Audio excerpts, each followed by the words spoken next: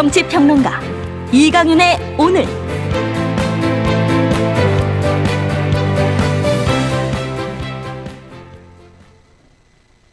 안녕하십니까, 이강윤입니다.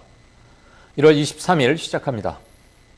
보수 언론이건 진보 언론이건 일면 톱이 서영교 등 여야 의원 4명의 재판 청탁건이 아니라 손혜원 목포 얘기라서 사람들이 국회의원들의 재판 청탁건은 그다지 중요하게 생각하지 않는다고 여긴다거나 목포 얘기에 그냥저냥 묻혀서 넘어갈 수도 있겠다고 생각한다면 대단한 오산입니다.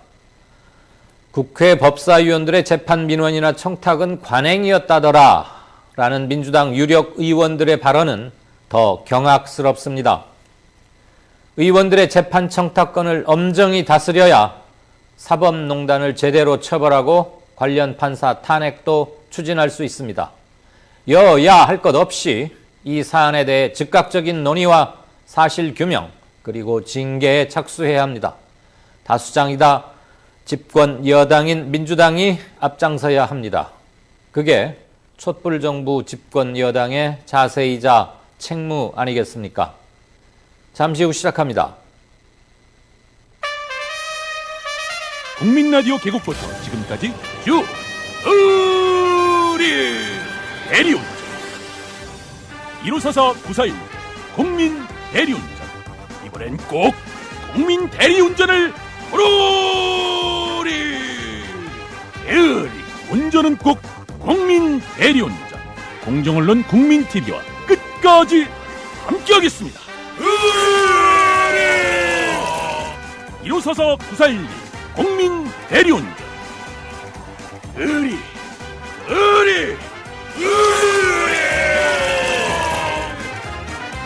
1544-9412 국민 대리운전. 네, 지금 이 시간 유튜브 시스템의 오류로 주로 유튜브를 많이 보시는 것 같던데요. 유튜브로는 영상과 음성이 송출되지 않고 있습니다. 다시 한번 말씀드립니다.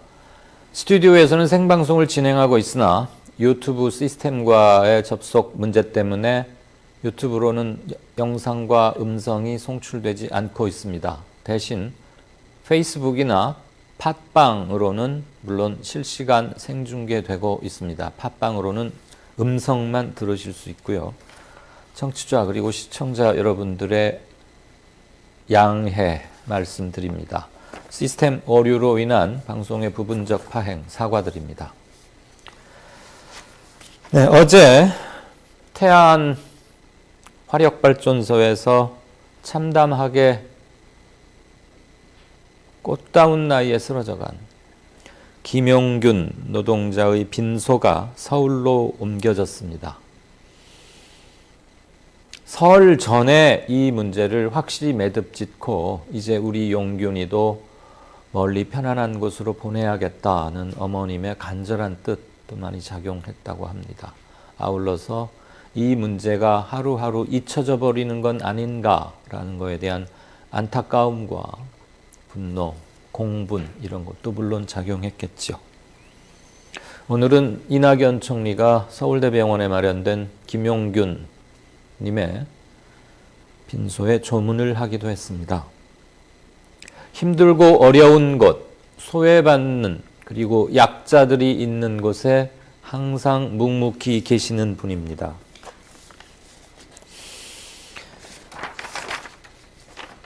예수회 인권센터 박상훈 신부님 모셔서 김용균님 사고를 비롯한 여러 가지 얘기를 좀 짚어보겠습니다. 신부님 안녕하십니까? 네, 안녕하세요. 이렇게 뵙게 돼서 대단히 감사합니다.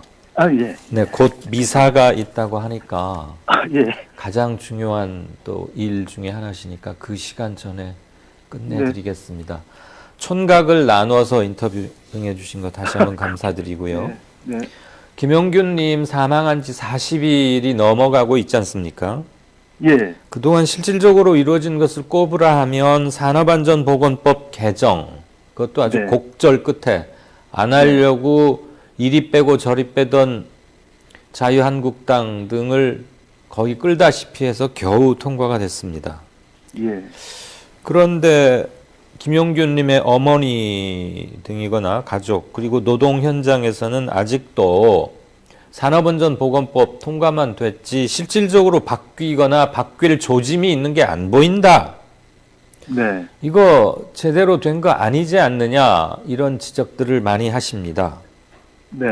신부님께서 그동안 쭉 같이 해 오시면서 가장 먼저 시급하게 시정되어야 하거나 시정 조치에 착수라도 해야 되는데 안 되고 있다. 그래서 너무 안타깝고 그렇다라는 거 한 두세 개 뭐 중요하게 생각되시는 거 좀 골라주시겠습니까? 예. 일단 어머님, 김용균 청년 어머님하고 유족들이죠. 유족들하고 시민 대책위가 있거든요. 네. 여기에. 예. 근데 그분들이 지금 요구하는 것은 이게 사인이 뭔지 몰라요. 이제 진상 규명이 안 돼 있는 거죠. 아, 사인이요? 예. 네. 예. 그러니까 뭐 사고로 돌아가신 것인데 이게 어떤 연유로 그렇게 된 것인지, 예, 누구의 잘못인지, 뭐가 관리가 안 됐는지 예. 이게 지금 안 밝혀진 상태입니다. 네. 그 말은 진상 규명하자는 말은 책임질 수 있는 사람들이 책임져야 되고요. 네. 법에 따라서 뭐 처벌 받을 수 있는 건 받아야 되고요. 그 다음에 더 중요하게는 재발이 안 되도록 대책이 마련이 돼야 되는데 이게 지금 하나도 되고 있지 않습니다. 산업안전보건법이 통과됐다 하더라도 네, 네. 예, 이 사람들이 그래서 김용균 없는 김용균 법이라고 부르죠. 아하, 참 그 예. 말 뼈 아프네요. 예, 흔히들 언론들이 김용균법이라고 일명 그러면서 숱하게 보도했는데 아닙니다. 그 이후에 진척되는 예. 사항을 보니 예, 이름만 김용균이라고 갖다 붙인 그렇죠. 김용균은 막상 빠져 있는 예, 무늬만 김용균법이다 이 말씀이시네요. 네, 통렬한 지적이 아닐 수 없습니다. 참 부끄럽고요.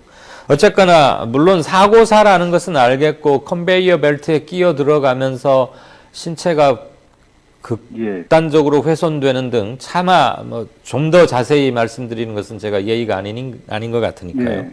그런 것은 대충 들어 알고는 있으나 명확한 사인이 규명이 돼야 그리고 사고 네. 발생의 연유가 밝혀져야 어느 부분에 책임이 있고 그러면 정식으로 책임을 질 사람은 누구누구고 그 누구누구는 어느 정도 수위의 책임을 물어야 한다. 이거 자체를 지금 확정할 수 없다 이 말씀이신 거죠? 그렇습니다. 예. 그러면 그동안 경찰은 뭘 했답니까? 글쎄요. 아마 그냥 우리 흔히 말하는 이제 미봉책이라고 할 수 있는데요. 네. 이게 사회적으로 큰 문제가 되니까 하기는 하는데 실제로 뭐 핵심을 다 비껴가고 있는 거죠. 그러니까 예를 들어서 조사위에서 조사를 할 때도 유족들이 다 배제가 됐거든요. 요청을 했는데 네. 예 들어가 볼 수도 뭐 문의만 예 형식적으로 했고요. 그러니까 굉장히 안타까운 상황이죠. 유족들 입장에서도. 사람이 생자 같은 젊은 청년이 이렇게 죽어나가는데도 불구하고 40일이 넘도록 안타까워해야만 한다는 것은 본질적으로 변한 게 하나도 없다. 이런 얘기 아닙니까? 없죠. 네, 그렇죠. 예. 지금 간접노동 고용자라고 부르잖아요. 네. 지금 김용균 씨가 일했던 사람들, 네. 그런 직종들을 이게 지금 우리나라 임금 노동자 대략 2천만 치면요, 네. 한 350만 돼요. 아, 350만. 예, 물론 비정규직은 훨씬 많죠. 모든 간접 고용 노동자는 비정규직이지만 예. 비정규직 노동자가 모두 간접 고용은 아니거든요. 그렇죠. 그러니까 이 지금 김용균 청년 같은 경우가 이제 대표적으로 간접 고용된 노동자인데 거의 사각지대입니다. 특히 이 원청이라고 부르죠. 이 한국 서부발전. 네. 이게 원청입니다. 여기서 고용을 한 건데 실제 고용이 돼 있는 것은 한국 설비, 예, 전기 설비인가? 뭐 네. 그런 회사가 있어요. 전혀 책임이 없습니다. 원청에는. 네. 예, 이 하청에서 뭐가 일어나도. 박 신부님 사고 직후에라도 뭐 네. 직후가 됐건 며칠 후가 됐건 예.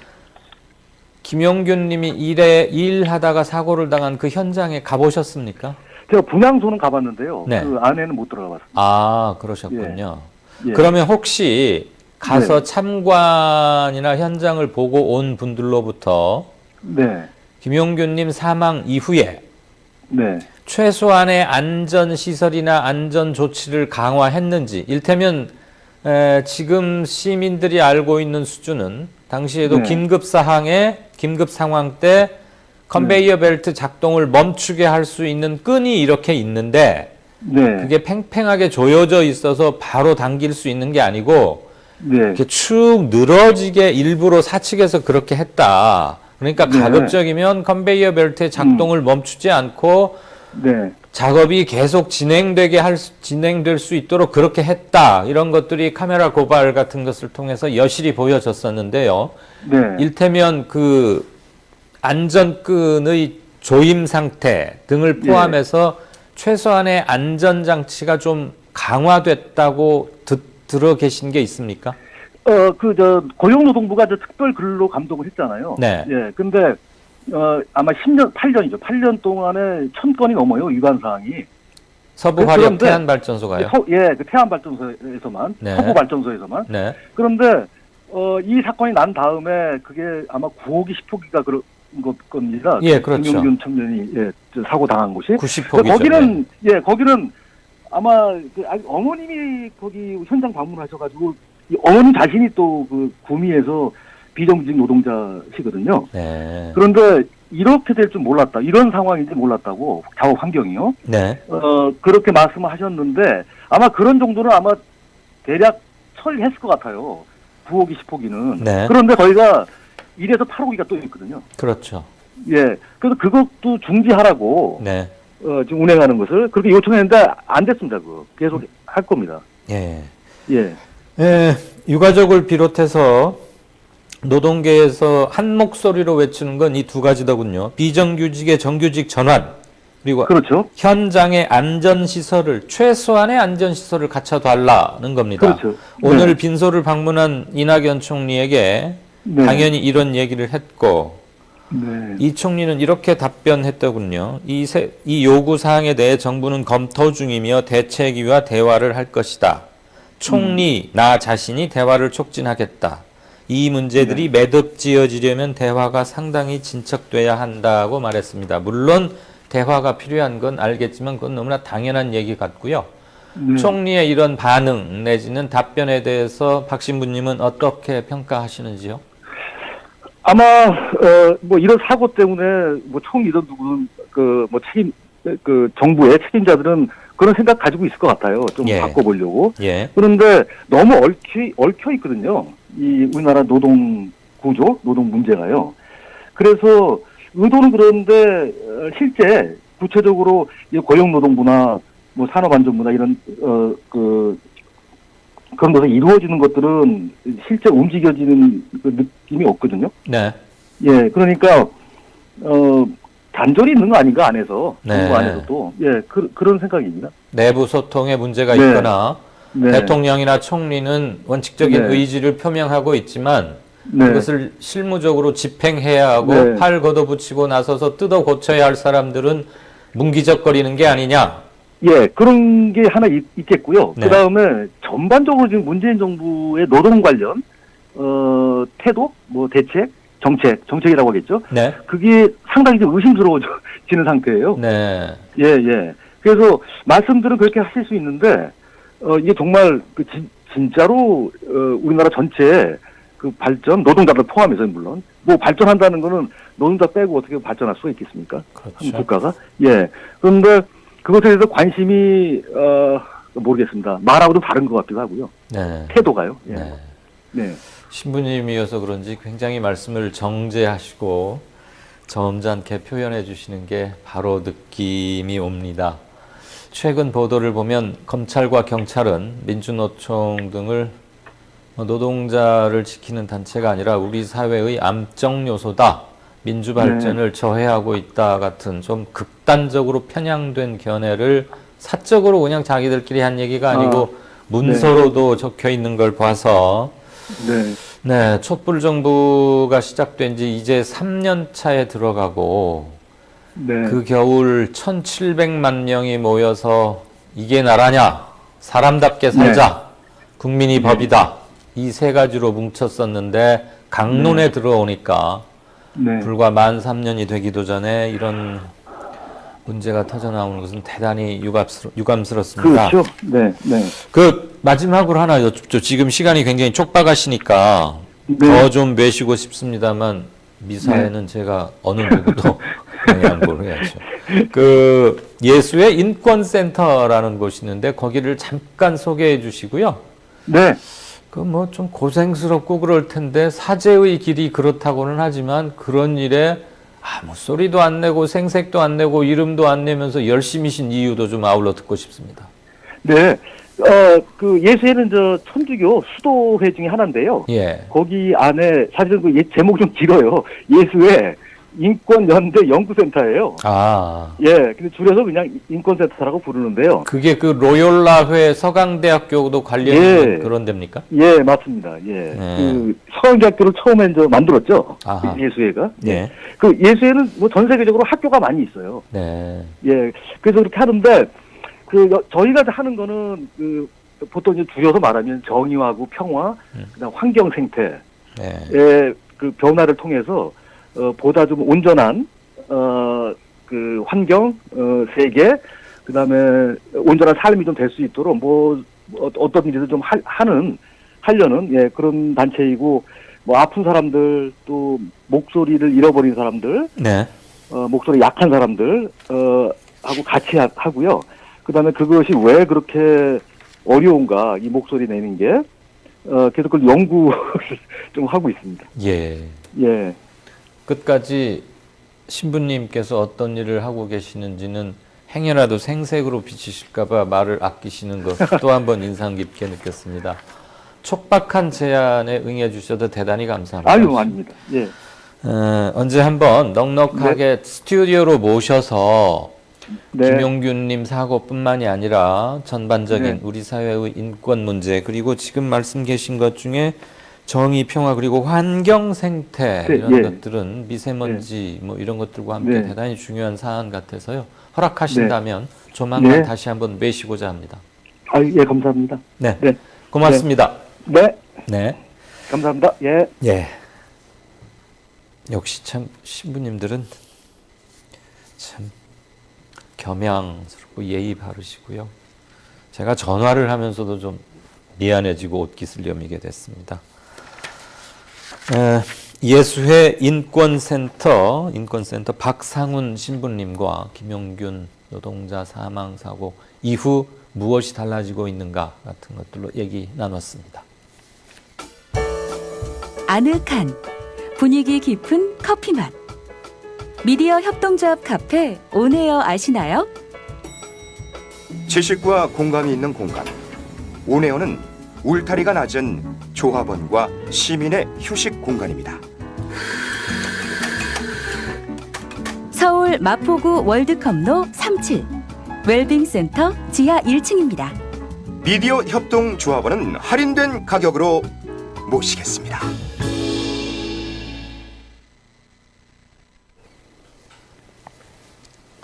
네, 뉴스 브리핑 받으시죠. 이한희 기자. 네, 안녕하세요. 안녕하세요. 후배 검사 성추행하고 미투를 바로 불러왔던 결정적 기폭제가 됐던 그 사건이죠. 네. 이게 불거지고 나니까 인사분리까지 준 혐의로 재판에 넘겨졌던 안태근 전 법무부 검찰국장. 검찰국장이라고 하면 검사들 세계에서 베스트 5 안에 드는 어마어마한 실력자인데요.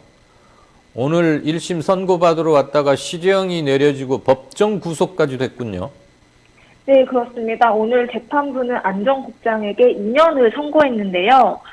이거는 검찰이 구형한 2년을 그대로 선고한 것입니다. 예. 재판부는 이에 대해서 안 전 국장이 국장으로서 인사권을 행사하는 지위에 있으면서 자신의 성추행 비위를 덮기 위해 피해자에게 부당하게 인사상 불이익까지 줬고 피해자가 치유하기 어려운 상처를 보이고 또 검찰권 토대가 되는 인사가 올바르게 이루어진다는 국민의 믿음과 검찰 구성원의 기대를 저버렸다면서 선고 배경을 설명했습니다. 네. 그 문제의 서 검사가 능력이 워낙 부족하고 대인관계도 문제가 있고 그래서 지방 쬐끔한 곳 어떤 검사도 가기 싫어하는 곳으로 그렇게 전전할 수밖에 없었다라고 처음에 안태근 전 법무부 검찰국장이 말했는데 오늘 재판 결과 보니까 그게 전혀 아니었고 인사권을 가진 자기의 힘을 이용해서 저 안 좋은 곳으로 좌천 밀어낸 거군요. 네, 그렇습니다. 네. 안 국장, 법정 구속이 되면 뭐 바로 경위에 의해서 이끌려가기 때문에 기자들하고 따로 만날 시간은 없었을 것 같은데 어쨌거나 뭐 안 전 국장 측에서 입장 밝힌 게 있나요? 네, 그 안 전 국장은 오늘 법정을 빠져나갈 때까지 서지영 검사가 검찰 내부망을 통해 피해 사실을 이야기했을 때까지 그 이름을 들어본 적이 없다면서 자신으로서는 상당히 의외고 뜻밖이다. 항소심에서 다투겠다. 이런 입장을 직접 밝혔습니다. 서지현 검사라는 이름을 들어본 적이 없다고 썼다고요? 네, 그렇게 말했습니다. 그러니까 그 서지영 검사가 네. 검찰 내부망에 안태근 국장의 이름을 밝히면서 자신이 성추행을 당했다라는 예, 예. 글을 썼는데요. 그 전까지는 서지영 검사의 이름조차 들어본 적이 없다라는 입장을 오늘 또 한 번 밝혔습니다. 네. 무슨 회식 자리에서 자기 바로 옆에 앉히고 뭐 어디를 만지고 뭐 농담도 하고 그랬다는데 이름은 요번에 처음 알았다 이 소리지요? 네, 그렇습니다. 대단한 기억력이군요. 검사들 2,000명 정도밖에 안 되고 검사들 인사 이동을 다루는 핵심 보직 국장인데 검사 이름을 몰랐다. 알겠습니다. 손혜원 의원이 오늘 목포에서 기자회견 가졌습니다. 투기 의혹이 일었던 건물들 모두 기부하겠다. 그러니까 이해 충돌이니 뭐니 그런 소리 하지 말라. 난 억울하다. 투기가 아니면 물론이다. 종전의 입장을 다시 한번 강하게 강조했다고요? 네, 그렇습니다. 손 의원은 오늘 기자회견에서 부동산 매입에 투기 의도가 없었음을 확실히 하는 입장을 밝혔는데요. 네. 손 의원의 남편이 이사장으로 있는 재단이 구입한 건물과 토지는 물론이고 자신이 지금까지 모은 나전 투기 유물까지 모두 기부하겠다고 밝혔습니다. 예. 건물들을 사서 이걸 수리해서 가지고 있는 나전 투기 유물들을 다 건물에 넣은 채로 목포시나 전라남도에 드리려고 했다면서 지금 팔아도 수십억 건질 수 있는 나전 투기 컬렉션을 다 드리겠다고 하는데 부동산을 통해서 어떤 이익을 생각했다고 하는지 이해가 안 된다 이런 말했습니다. 아울러서 언론 보도에 대해서도 상당한 불쾌감, 강도 높은 비판 이런 것도 함께 얘기하는 것 같더라고요. 저도 기자회견을 잠깐 봤는데. 네, 그렇습니다. 오늘 손 의원은 최초 보도를 했던 SBS 기자가 왔는지를 일단 확인을 했고요. 이어 언론들이 왜 왜곡된 기사로 세상을 시끄럽게 만들어서 소모전으로 밀어넣는지 이해가 되지 않는다고 말하면서요. 예. 취재진이 궁금하다고 하는 것들에 대해 최선을 다해 설명을 했는데 네. 뉴스에는 나오지 않고 또 다른 왜곡 보도만 나왔다. 예. 이렇게 얘기를 하면서 국민들께 죄송하다고 말하면서 이제는 언론과 싸울 마음이 없다고 덧붙였습니다. 아, 없다고요. 네, 상대조차 하기 싫다. 아마 그런 감정의 극단적인 표현이 아닌가 싶은데 사실 뭐 이 기자나 저도 전 현직 뭐 같은 언론 활동하고 있죠. 지금 그런 사람으로서는 이 말은 참 새겨드려야 합니다. 네. 어떤 의도를 가지고 기사 프레임을 먼저 짜놓고 거기에 맞는 팩트들을 취합해서 기사를 구성하거나 또는 정치적인 목적을 가지고 주문자 생산 방식의 기사를 써오지는 않았는지 네. 전 현직 언론인들에게 물으면 이거에 대해서 난 결백하다. 그런 일 없다. 내가 소속한 언론사에서는 전혀 없었다라고 말할 사람이 과연 5%나 될까 하는 게 제 막연한 생각입니다. 다 말을 했는데 아무리 설명해도 그건 쏙 빼고 자기들이 필요한 것만 몇 개 간추려서 왜곡 보도를 주로 내보냈다. 얘기지요. 네. 예. 네, 그렇습니다. 자유한국당 당권 도전에 나선 오세훈 전 시장이 우리도 핵 개발을 논의해야 되는 거 아니냐? 라고 말했다는데 제가 옳게 들은 겁니까? 네, 그렇습니다. 오늘 그 자유한국당 북핵 의원 모임이 있었는데요. 예. 오세훈 전 서울시장이 이 자리에서 문재인 정부는 북핵 폐기 의지를 국민과 미국 정부에 밝혀야 하는데 그런 움직임이 전혀 없다면서 우리가 당론인 전술핵 재배치를 넘어서 핵 개발에 대한 심층적 논의를 촉발하는 것이 필요한 시점이다 라고 말했습니다. 오 전 시장은 자신이 핵 개발론자가 아니라고 하면서도 네. 그래도 옵션을 넓히는 게 외부 안보에 전략적 도움이 된다고 말했습니다. 그러니까 외부 안보의 전략적 차원이라는 명분을 들어서 우리도 전술핵 정도가 아니고 핵무기를 개발해서 갖자 이 말이잖아요. 네, 그렇습니다. 하지만 이게 뭐 다들 아시겠지만 사실상 불가능한 주장이기 때문에 네, 한국은 핵 확산 금지 조약 가입국이기도 예. 하고 또 뭐 연료인 우라늄도 없을 뿐더러요. 그래서 사실상 그냥 뭐 논란을 일으키기 위한 발언이 아닐까 이런 평가도 나옵니다. 네, 대단히 위험한 발언이 아닌가 싶고 이런 말에 과연 책임질 수 있는 것인지 자기 혼자 일기장에 쓴 게 아니라면 그것도 당 공식 세미나 자리였지 않습니까? 네, 그렇습니다. 두고두고 따라다닐 말이 아닌가 싶습니다. 한반도 평화 기조가 대세인데 지금 북핵 비핵화 문제 가지고 한반도 비핵화까지도 확장해서 논의를 하고 있는데 우리도 핵을 개발해서 핵무기를 갖자. 네. 한때 이 사람 별명이 오세훈이었죠? 5살. 아, 네, 그렇습니다. 5살 훈인가? 예, 네, 맞습니다. 알겠습니다. 다음 뉴스 보죠. 청와대가 민간인 사찰을 했다라고 주장하며 한동안 파문을 일으키고 지금도 일으키고 있는 김태우 전 수사관에 대해서 오늘 검경이 압수수색했군요. 네, 그렇습니다. 현재 서울 동부지검은 김 전 수사관이 의혹을 제기한 민간인 사찰 사건을 진행 중이고요. 네. 수원지검은 청와대가 공무상 기밀 유출 혐의로 김 전 수사관을 고발한 사건을 수사 중인데요. 오늘 압수수색을 한 곳은 수원지검입니다. 수원지검은 내부 기밀 유출 혐의를 입증한 증거를 찾기 위해 오전 8시부터 김 전 수사관의 자택을 압수수색했는데요. 이번 압수수색을 통해 노트북과 PC에 있던 업무 자료 그리고 휴대전화를 확보했고 또 다른 기밀 유출이 있었는지도 확인한 것으로 전해졌습니다. 김태우 씨는 이거에 대해서 뭐라고 말했습니까? 김태우 전 수사관의 변호인이 입장을 밝혔는데요. 기자회견을 한 지 이틀 만에 압수수색이 이루어졌다면서 추가적인 기자회견을 하지 말라는 의미가 있지 않나 이런 입장을 밝혔고요. 또 문재인 대통령이 신년 기자회견의 발언에 검찰이 발맞추기에 나섰다고 반발했습니다. 네, 알겠습니다. 범죄 피의자의 집이나 사무실 압수수색하는 것은 뭐 거의 기본인데 그리고 김태우 씨도 검찰에서 수사관으로 일할 때 압수수색 숱하게 많이 나가봤을 것 같은데 좀 반응은 그렇군요. 오늘도 지금 초미세먼지주의보가 내려져 있고 내일은 더 심해진다고 하고요. 아무튼 이번 겨울은 3한 3이 3일 추우면 나흘은 미세먼지 뭐 이런 게 거의 정형화되어 있는 것 같은데 이 미세먼지 대책 관련해서 정부가 인공 강우를 한번 실험을 하겠다. 전문가들은 그 효과 어떻게 보고 있습니까? 네, 기상청은 중국과 태국에서도 인공 강우를 활용해 미세먼지 저감을 시도한 바 있지만 예. 사실 공식적인 성공 사례는 알려지지 않았다는 입장부터 밝혔고요. 예. 실제 우리나라도 예전에 인공 강우 실험을 했습니다. 네. 당시 비가 내리는 효과는 있었지만 아하. 미세먼지 저감 효과는 없어서 이번에도 효과는 미지수인데요. 네. 전문가들은 미세먼지를 씻어내려면 2시간 동안 10ml의 비는 내려야 하는 것으로 보고 있는데요. 오.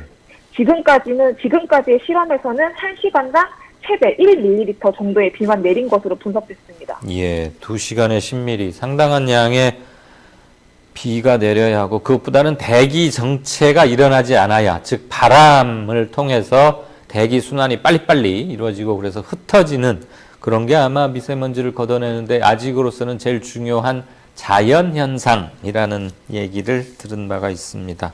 네. 자, 지금 한일 간의 그 초계기에 대해서 레이더를 조사란 말 뭐 한문이고 좀 어려운데 쉽게 말하면 레이더를 쐈냐 안 쐈냐 가지고 거의 한 달 가까이 지지부진 공방이 계속되고 있는데 오늘도 일본 초계기가 우리 해군 함정을 향해서 근접 비행했다고요?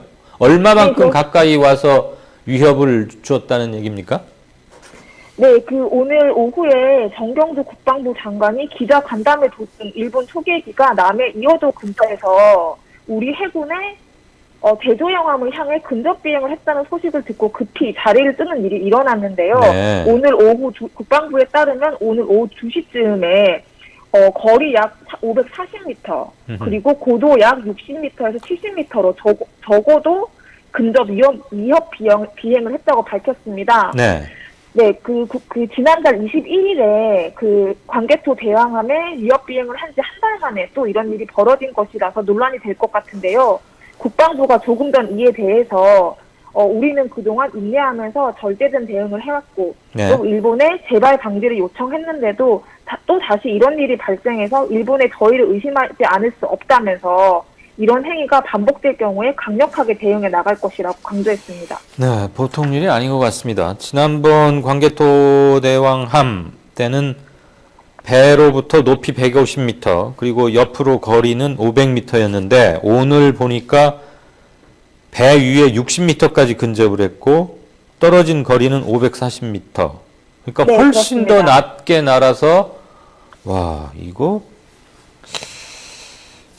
참 알겠습니다. 이 사건 역시 파장이 커질 수밖에 없을 것 같습니다. 네, 그렇습니다. 자, 북미 정상회담은 2월 말로 예정돼 있고 거의 뭐 장소도 정해진 것 같다 이런 말이 이제 확인된 보도처럼 나오고 있는데 폼페이오 미국 국무장관이 스위스 다보스 경제 포럼에 갔다가 엊그제 끝난 북한, 한국, 미국, 북한, 미국이 3국의 스웨덴 실무회담 결과에 대해서 뭐라고 한마디 했죠? 네, 폼페이오 장관이 다보스 포럼 연설을 마친 후에 이어진 질의응답에서 네. 두 정상들이 다시 만나기까지는 몇 주의 시간밖에 남지 않았다라고 말하면서 지난 주말 스웨덴에서 진행됐던 실무 협상에서 약간의 추가 진전이 있었다라고 긍정적으로 말을 했고요. 예. 그러면서 2차 북미 정상회담이 열리는 2월 말에는 또 다른 좋은 이정표가 될 것이다. 이런 말을 알겠습니다. 했습니다. 추가 진전이 있었다. 실무회담에서. 네, 그렇습니다. 아마 그게 핵심인 것 같습니다. 자, 이건 무슨 얘기예요? 오늘 오후 포털 사이트에 뭐 그랜드 캐니언이 실시간 검색어 왜 이게 올랐답니까? 네, 20대 한국 청년 박준혁 씨가 지난달 30일에 미국 그랜드 캐년 관광 중에 수십 미터 절벽 아래로 추락해서 지금 혼수 상태라고 합니다. 네네네. 그 얘기 들었습니다. 네, 근데 이제 관련해서 청와대 청원이 올라왔는데요. 네. 청원 내용에 따르면 박 씨가 미국의 의료보험을 적용받지 못해 현재 치료비가 10억 원에 달한다고 합니다. 예. 네, 박 씨 가족은 관광회사와 법적 다툼을 벌이고 있고요. 네. 뭐 가족들은 이제 한국 정부가 좀 개입을 해달라, 도와달라 이런 입장입니다. 안타까운 일입니다. 사고만 없었으면 그 다음날 한국에 오게 되어 있었다고 하더군요. 부산의 동아대학에 재직 중인 학생으로 알고 있습니다. 네. 네, 안타깝습니다. 네, 지금까지 뉴스 브리핑 이한희 기자였습니다. 고맙습니다. 네, 감사합니다. 국민 라디오 개국부터 지금까지 쭉 우리 대리운전 1544 941 국민 대리운전 이번엔 꼭 국민 대리운전을 부르리 대리 운전은 꼭 국민 대리운전 공정언론 국민TV와 끝까지 함께하겠습니다. 1544 941 국민 대리운전 의리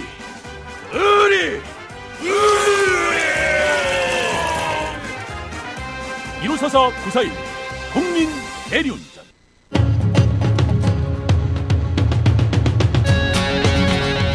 정치평론가 이강인이 진행하는 국민TV 이강인의 오늘. 이강인의 예리한 시각. 이제는 뉴스의 행과 간을 짚어냅니다. 네, 뉴스 행간 시작하겠습니다.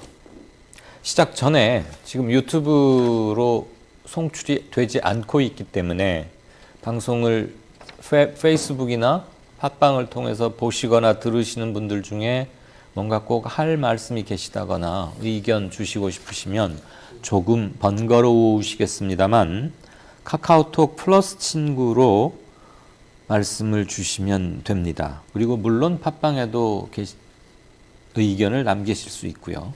오늘 유튜브가 되지 않아서 이런 번거로움을 끼치게 된 점 다시 한번 사과드립니다. 오늘 제가 뉴스 행간에서 말씀드리고자 하는 바는 기초의회 의원들 이대로 둘 것인가? 현재의 방식을 운영해야 하나? 이겁니다. 어제도 저희 이 시간에 보도해 드렸습니다만 경북 예천군 의원들의 놀자판 연수사건 여파로 예천 사과가 전국적으로 유명하죠. 명절 때도 굉장히 잘 팔리고 했던 거 압니다. 그 예천 사과 불매운동까지 벌어지고 있습니다. 지방의원들의 추태와 세금 낭비에 대한 분노가 아주 엉뚱하게도 예천 지역 과수농들의 피해로 돌아가고 있습니다. 아니 세상에 지역민들을 도와줘야 하는 게 그 지역의 기초의원들인데 돕지는 못할 망정 자기들이 외국 나갔다가 헛짓거리하고 누구 때리고 접대부 있는 뭐 술집인지 노래방인지 없냐 그러고 은근히 뭐 잠자리까지 좀 알아보라고 하고 참 입으로 옮기기조차 남사스럽고 민망한데요. 그런 일 했다가 여론의 문매를 맞다 못해서 전원 사퇴하라. 그런데 사퇴도 않고 뭐 솜방망이 처벌 어쩌고 저쩌고 하니까 급기야 예천 군민들 1년 내 땀 뻘뻘 흘리면서 사투리 하나 쓸게요. 쎄 빠지게 일해서 거둔 사과 불매운동이 벌어지고 있습니다. 제가 참 너무 개탄스럽고 분노해서 몇 가지 자료를 좀 찾아봤습니다. 오늘 오전에. 작년에 전국 기초의회 의원들, 그러니까 시의원, 도의원은 뺀 겁니다. 기초의회, 군이나 구, 도시로 말하면 구의회 의원, 군의원 이런 거죠. 작년 전국 기초의회 의원들의 연봉 총합은 6,500억 원입니다. 그리고 1인당 조례 발의 건수는 1.5건입니다. 그러니까 한 사람이 1년 내 조례, 기초의회니까 법안이 아니고 조례라고 하죠. 조례를 2건도 아니고 딱 1.5건 꼴로 냈더라고요. 조례의 내용은 그냥 말씀 안 드리겠습니다. 그러니까 이들의 인건비와 일한 것의 실적이라고 볼 수 있는 조례 건수를 나눠 봤더니 한 건당 최소한 2,600만 원짜리 조례였습니다. 2,600만 원. 뭐 하느라고 2,600만 원씩이나 들여서 만든 조례가 어떤 내용인지 보실 거면 그냥 아무 기초의회 사이트 또는 도시에 계시는 분이라면 자기 구의회 사이트 들어가시면 쫙 나옵니다. 그리고 기초의원 1인당 작년 해외 시찰은 1.8건, 2건이 조금 못 됐습니다. 그러니까 한 사람당 2번씩 나왔다고 하면 됩니다. 뭐 철철이 가거나 여름 겨울로 가거나 뭐 그랬겠죠. 미국, 캐나다, 유럽도 행선지에 어쩌다 있었지만 대개는 동남아에 집중돼 있었다는 게 특이했습니다. 이들보다 훨씬 정치적 체급이 높고 거드름도 많이 피우고 이런 기초의원들을 자기 꼬붕 거느리듯이 있는 국회의원들은 대개 남미나 유럽, 뭐 미국, 캐나다 이런 데 이제 하도 많이 갔으니까 안 가는 것 같아요. 비용이 많이 드는 곳으로들 갑니다. 역시 체급이 다르면 노는 물도 다른가 봅니다. 기초의원이든 시의원이든 도의원이든 그리고 국회의원이든 해외 연수 또는 시찰 코스는 하나같이 해당 국가의 유명 관광지였고 놀랍게도 명목은 약속이나 한 듯 선진의정 연수였습니다. 동남아 국가들이 지방자치에 탁월한 모범을 보이고 있다는 얘기 제가 과문해서 그럴까요? 저는 아직 들어보지 못했습니다. 적어도 이들이 골랐던 해외 유명 관광지가 선진의정 연수지와는 거리가 있어도 한참 있어 보입니다. 찾은 김에 서울기초의회 몇 곳의 예산 사용 내역, 어디다가 뭘 돈을 어디다 썼는지 이런 것도 좀 들여다봤습니다. 주로 밥값 얘기를 좀 드릴 건데요. 째째하게 뭐 회식 비용 가지고 이러느냐 그러면서 눈 흘기실지도 모르겠습니다만 그거 다 100% 우리 세금입니다. 그러니까 밝히겠습니다. 서울 노원구와 강북구 기초의원들은 소곱창을 특히 좋아하시는 것 같더라고요. 노원구의 경우에 공릉동 상호는 말씀드리지 않겠습니다. 공릉동 모 곱창집에서 1,422만 8천 원, 강북구 의원들은 수유동의 또 다른 곱창구이집에서 995만 6천 원을 작년 한 해 동안 지출했습니다. 노원구나 강북구 이쪽에 유명한 곱창집이 많은가 봅니다. 또 서울시 성북구 의원들은 모 가마솥 설렁탕집에서 1,113만 7천 원어치를 먹었습니다. 대개 의원들 한 13명에서 15명 그 정도 사이입니다. 도봉구는 아예 자료 제출을 거부해서 제가 확인하는데 불가능했습니다. 다만 2014년 12월 31일 밤 11시 30분 상호 미상의 곳에서 35만 원을 지출한 게 올라와 있었습니다. 제야의 종이 울리기 불과 30분 전에 어디에서 무슨 의정을 논의했거나 일 마친 후에 그 심야 시간에 회식을 했는지 잘 모르겠습니다. 전화로 물었더니 2014년은 너무 오래전 일이라 담당자도 바뀌었고 기록도 남아있지 않고 알 수가 없다고 하더군요. 아마 한 해를 보내면서 노래방 같은 데서 일테면 제 추측입니다. 왜냐하면 그 시간에 35만 원을 여러 사람이 쓸 곳은 그런 데밖에 없지 않나 싶어서요. 아마 노래방 같은 데서 따뜻한 세금의 손길을 내밀어서 구민들과 함께 의회 행정 이런 거 토의하지 않았을까라고 생각하겠습니다. 그래야 속이 좀 편해질 것 같아서요. 서울 동작구 의원 17명은 모 한우집에서 3,500만 원, 동대문구는 모 갈비집에서 2,500만 원 썼습니다. 밥값으로만. 이 사람들은 말로는 머슴이라면서 소는 안 키우고 대신에 소를 잡아먹고 있는 건 아닌가? 그런 거 좀 묻고 싶습니다. 기초의회 의원들이 눈치 살피고 충성하는 것은 미안하지만 유권자 여러분이 아닙니다. 자신을 기초의원으로 만들어준 국회의원에게 충성을 다합니다. 손금이 없어지고 발이 부르트도록. 국회의원들에게 잘 보이려고 불철주야 소집 명령이 내려지면 각종 행사에 머릿수 채우기와 주민들 동원에 바쁩니다. 왜? 그래야 눈밖에 벗어나지 않고 4년 후에 또 공천 받을 수 있기 때문이죠. 이렇게 철저하게 수직 계열화되는 겁니다. 국회의원, 시의원, 기초의원. 카톡에 땅 의원이 뭐 하나 올리면 눈썹을 휘날리며 몇 분 안에 집합합니다. 뉴스 행간에서 우리가 대충 짐작할 수 있었던 것을 또 한 번 수치로만 말씀드리려 했던 것은 아닙니다. 저의 대안은 이렇습니다. 적어도 기초의회, 군이나 도시의 구의회 같은 것, 정당 추천제 폐지가 답입니다. 그래야 묻지마 투표도 할 수 없고 어느 정당 소속이라는 거 은근히 드러내서 몰표 받고 귀찮으니까 무조건 1111, 2222 이런 짓 하는 통에 우리 민주주의, 김대중 전 평민당 총재이자 전 대통령이 목숨 걸고 단식해서 따냈던 지자체가 이렇게 질식되어 가고 있는 것을 더 이상 지켜볼 수는 없습니다. 소는 안 키우고 소를 잡아먹은 의원들. 이상 뉴스 행간이었습니다.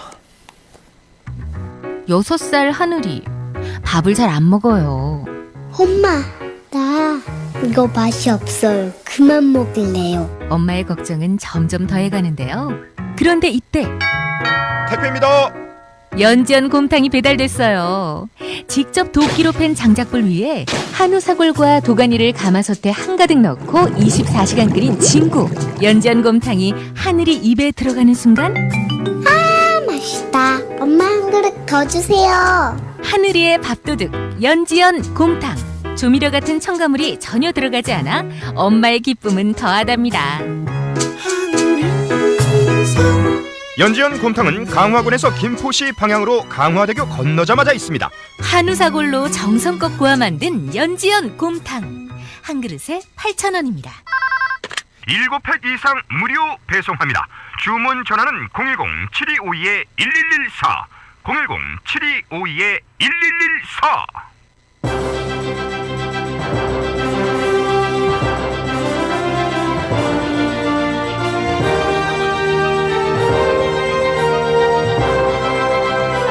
지금 여러분께서는 정치평론가 이강인이 진행하는 국민TV 시사 프로그램 이강인의 오늘과 함께하고 계십니다. 계속해서 오늘의 경제 쟁점을 짚어봅니다. 네, 경제 뉴스 들려주실 분 참 좋은 경제연구소 이인철 소장님 안녕하세요. 네, 안녕하세요. 정부가 여의도 면적의 한 2배가 조금 넘는 유휴 국유지를 개발해서 공공주택을 공급하겠다. 그럼 어디다 짓는다는 얘기입니까? 그렇습니다. 이제 정부가 경제 활력에 좀 물꼬를 트기 위해서 예. 대규모 이 SOC 사업을 추진하겠다라는 겁니다. 예.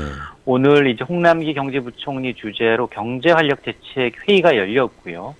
여기서 대규모 이제 유휴 이 국유지 개발 활용을 통해서 여의도 면적의 2.4배에 달하는 전국의 11곳 이 선도 사업지를 선정하겠다라는 겁니다. 이게 지역별로 보면 이제 의정부, 원주권의 교정시설, 예. 또 남양주, 원주권의 군 부지와 같은 곳, 전국의 60곳 가운데 11곳이 시범적으로 개발 대상입니다. 이들 부지에다가 그 뭘 할 거냐? 이제 정부의 계획은 청년과 신혼부부를 위한 이 공공주택 22,000호를 포함해서 모두 3만 호의 주택을 공급하게 되고요. 또 여기에다가 첨단 산업과 창업 벤처타운을 조성하겠다라는 방침입니다. 네. 정부가 과거 정권처럼 토목, 부동산 개발 이런 것을 통한 인위적 경기 부양, 건설 건축이 제일 효과가 좋다고는 합디다만 그런 성장하지 않겠다고 강조해 왔는데 그럼에도 불구하고 상반기 사회간접자본 예산을 대거 집행한다 이런 얘기인데 그러면 옛날하고 큰 차이가 없는 건가요? 아니면 상황이 하도 급해서 어쩔 수 없이 이러는 건가요? 둘 다가 이유인데요. 예. 일단 부진한 경제 활력을 불어넣기 위해서 정부가 급기야는 이제 그동안 금기시해왔던 SOC 카드를 꺼내 든 것도 맞습니다. 네. 근데 현재 이 상황을 보게 되면 지난해 건설 투자 부진과 제조업 침체로 인해서 최악의 이 성장률을 기록했죠. 이 초란 성장세를 받았습니다. 이 더 이상 여유를 부릴 이유가 없다라는 거죠. 그래서 정부가 이제 건설 투자 부진 등을 만회하기 위해서 올 들어서 대규모 이 SOC 사업을 추진하는데 이런 이제 국유지 개발의 공공 부분에서만 7조 8천억 원, 예. 그리고 민간 부분에서는 9조 원, 이렇게 모두 합쳐서 16조 8천억 원을 SOC에 투입하겠다라는 겁니다. 정부가 기대하고 있는 건 이번 사업으로 오는 2028년까지 37조 원가량의 생산 유발 효과, 또 20만 5천 명가량의 고용 유발 효과를 기대하고 있는데 문제는 야당의 반발입니다. 예. 야당은 이런 여권의 움직임에 대해서 전형적인 내로남불이다라고 이제 비난을 하고 있는데요. 예. 민주당의 야당 시절은 아마 이명박 박근혜 정부 시절이었습니다. SOC 사업을 추진하거나 예산을 배정할 때마다 사사건건 토건국가다라고 이제 맹비난해왔다는 거 아니겠습니까? 예. 이제는 상황이 역전이 되니까 은근슬쩍 생활형 SOC라는 사업을 미명하래 똑같은 180도로 입장이 바뀐 게 아니냐라고 이제 비난을 하고 있는 겁니다. 예.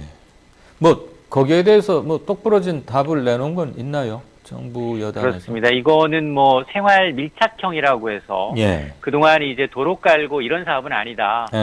이번에 보는 것처럼 이제 이 신혼부부, 청년과 같은 이제 공공주택을 짓고 그리고 이제 첨단 산업과 창업 벤처타운을 조성한다라는 것이기 때문에 예. 이전 정부와는 좀 차별화를 얘기하고 있지만 그러나 초록은 동색이다라는 지적도 만만치가 않습니다.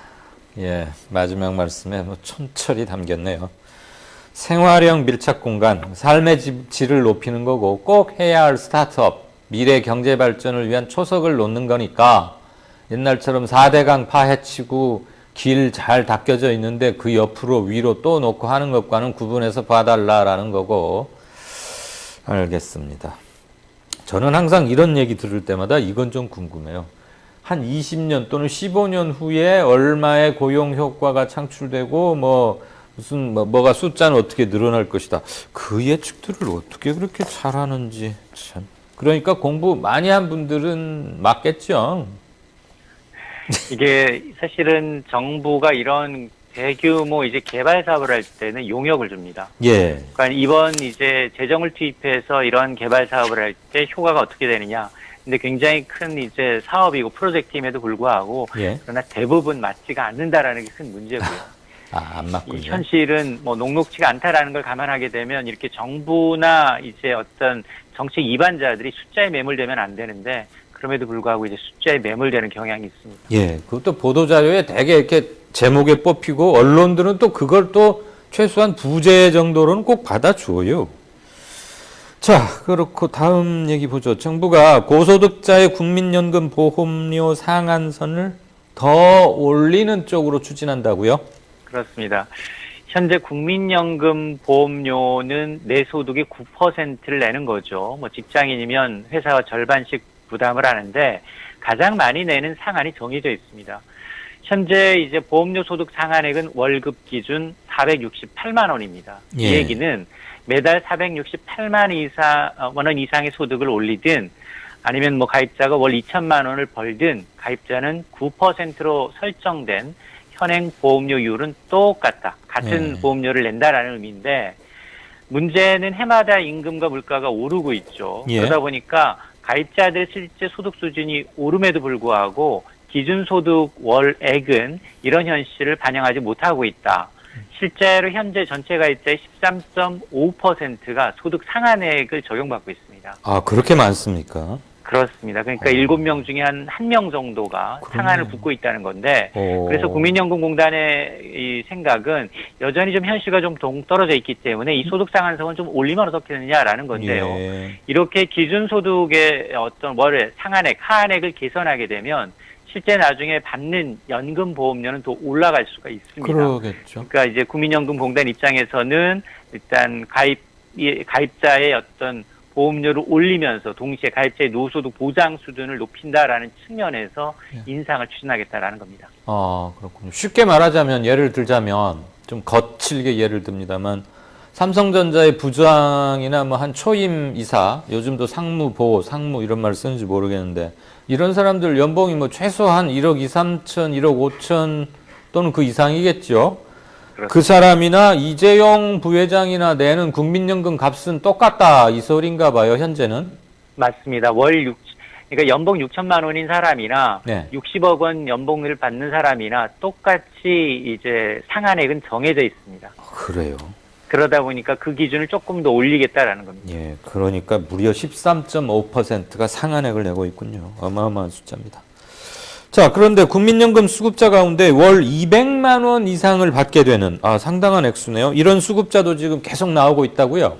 그렇습니다. 이게 뭐 공무원 연금 아니에요라고 하실 텐데 지난해 기준 국민연금을 월 100만 원 이상 받는 사람이 처음으로 20만 명을 넘어섰고요. 예. 월 200만 원 넘게 받는 사람은 10명인 것으로 추산이 되는데 이 국민연금관리공단의 통계를 보니까 지난해 연금 수급자는 477만 명입니다. 예. 이제 한 20조 7,500억 원 정도를 받아갔고요. 이 가운데 월 100만 원 이상 받은 사람은 20만 2천 명이었고 연금을 가장 많이 받은 사람은 뭐냐? 서울에 사시는 66살 남성인데요. 네. 수령액이 월 204만 6천 원이었습니다. 그리고 이제 국민연금 20년 이상 가입한 노령 연금 수급자들은 매달 평균 91만 원 정도를 받고 있었고 부부 합산 최고 연금액은 328만 원으로 집계가 된 겁니다. 네. 그러면 국민연금 월 200만 원 버는 사람 10명이라고 했는데 비결이 뭐냐? 두 가지입니다. 연금 수령 시기를 최장 5년 정도 연장하신 분들이 있고요. 저는 연금 받을 나이가 됐지만 소득이 있기 때문에 5년 뒤에 받겠습니다. 이런 분들. 그리고 이제 가입 기간 내내 최고액, 상한액을 납부한 분들인 것으로 나타났습니다. 뭐 많이 낸 사람이거나 연금 받아가기 시작할 때가 됐는데도 저는 아직 형편이 괜찮으니 좀 늦게 받겠소 하고 미루어 놓으면 거기서 또 당연히 이자 같은 게 발생할 테니까. 그렇군요. 자, 불자동차라는 오명을 아직도 전혀 버리지 못하고 있는 BMW. 또 대규모 리콜. 이제는 뭐 리콜을 하도 많이 하니까 그냥 그런가 보다 하는데 왜 이번에 또 대규모 리콜 한답니까? 맞습니다. 이제 BMW의 이번 리콜은 지난번 이제 민간합동조사단의 조사 결과에 따른 후속 조치입니다. 예. 지난해 이제 1차로 리콜로 문제가 됐던 이 배기가스 재순환 장치 EGR이라는 부품이죠. 네. 이거 교체한 이후에도 여전히 화재 발생 가능성이 높다라는 이제 조사 결과 때문인데요. 예. 따라서 이제 리콜 대상은 주행 중 화재로 지난해 리콜을 받은 차량 가운데 3만 대는 즉시 리콜되고요. 예.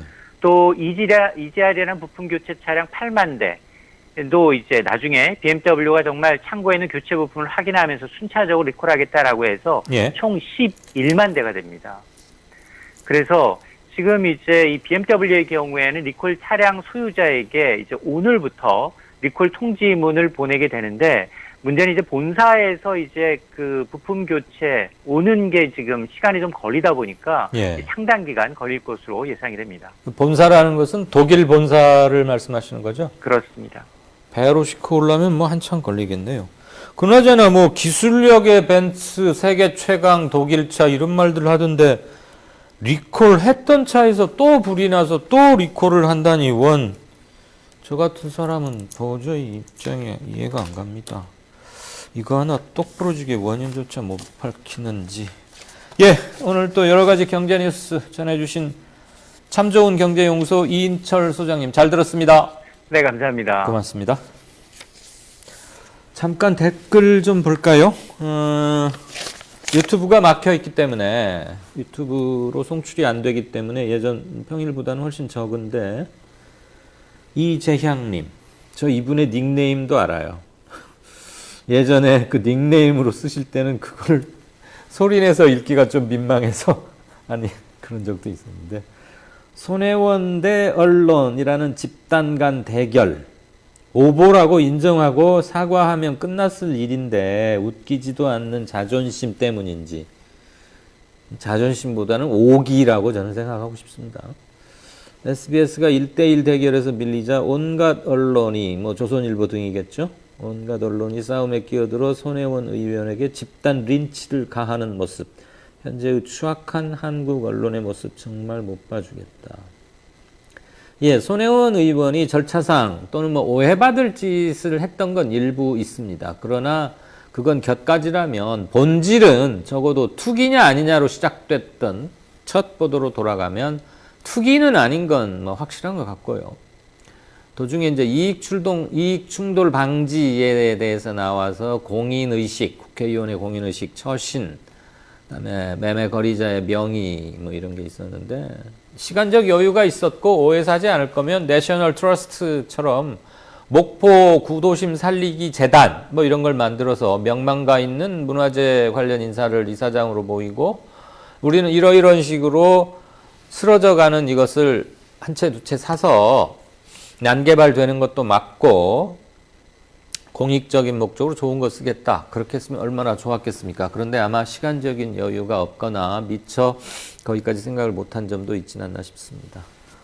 호인님, 박상훈 신부님 항상 감사드립니다. 제가 지금 감기 직전에서 아주 왔다 갔다 하고 하루하루가 아슬합니다. 요즘 감기 독하다는데 걱정이네요. 어떤 분은 아시안컵 한국 대표팀의 선전을 기원한다 그러면서 나경원 선수와 손혜원 선수가 헤딩골을 다투는 커리컬처도 보내주셨고요.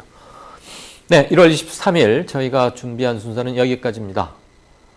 들어주셔서 대단히 감사합니다. 한 주의 중반이 넘어가고 있습니다. 오늘 저녁 또는 내일 새벽쯤에 양승태 전 대법원장에 대한 구속 여부가 판가름 납니다. 내일 새로운 뉴스로 오후 5시에 뵙겠습니다. 감사합니다.